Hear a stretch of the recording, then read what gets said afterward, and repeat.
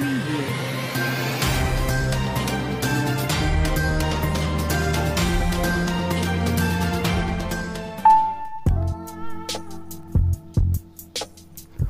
Pourquoi veulent-ils la mort du capitaine Ibrahim Traoré?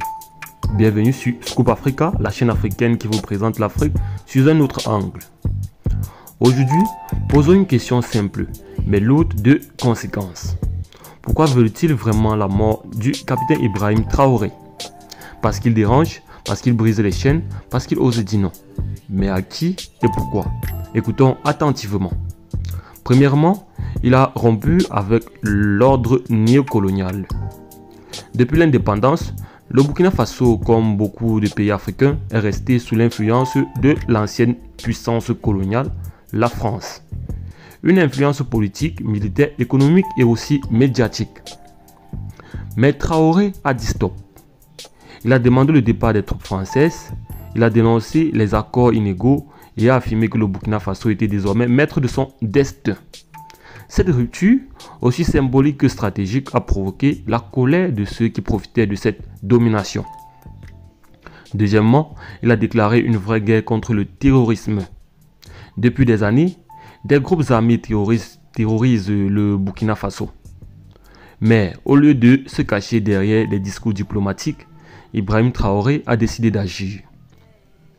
Il a renforcé l'armée, créé des volontaires pour la défense de la patrie et s'est tourné vers des nouveaux alliés comme la Russie pour équiper ses forces.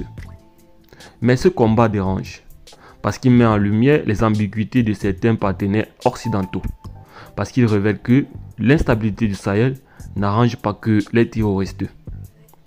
Troisièmement, il est devenu un symbole pour toute la jeunesse africaine. Ibrahim Traoré, c'est un jeune militaire qui parle avec le cœur. Il est direct, sans langue de bois, proche de son peuple. Il parle de panafricanisme, d'unité africaine, de souveraineté réelle. Et cette sincérité, cette audace, ça inspire. Dans les rues d'Abidjan, de Bamako, de Kinshasa ou de Dakar, les jeunes l'admirent. Mais ce symbole fait peur à ceux qui veulent maintenir les peuples dans la soumission. Parce qu'un peuple éveillé est un peuple dangereux pour le système. Quatrièmement, veut récupérer les richesses du Burkina Faso. Le pays regorge d'or, de zinc, de manganèse. Pendant longtemps, ces richesses ont profité aux multinationales et aux élites corrompues. Mais Traoré veut que ces ressources profitent au peuple burkinabé. Il parle de souveraineté économique, de nationalisation, de justice sociale. Et ça, c'est inacceptable pour les grandes compagnies étrangères. Toucher à leurs milliards, c'est s'exposer à toutes les représailles possibles. Et enfin, il incarne une Afrique nouvelle, qui n'a plus peur. Avec des leaders comme Assimi Goïta au Mali ou le général Tiani au Niger, le capitaine Ibrahim Traoré forme une nouvelle génération qui n'attend plus les ordres de l'Occident.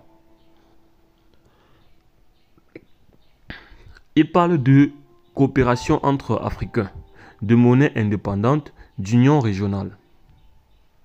Et cette vision, cette Afrique libre dérange profondément ceux qui veulent garder le continent sous tutelle. Alors, pourquoi veulent-ils sa mort? Parce qu'il incarne le refus? Parce qu'il brise les chaînes? Parce qu'il veut un avenir pour son peuple? Mais une chose est certaine, tuer Traoré ne tuera pas l'idée. Et cette idée, celle d'une Afrique debout, libre et souveraine, est déjà dans le cœur des peuples. Ici, c'est Scoop Africa. Abonnez-vous, partagez cette vidéo et souvenez-vous, l'Afrique se réveille. À bientôt.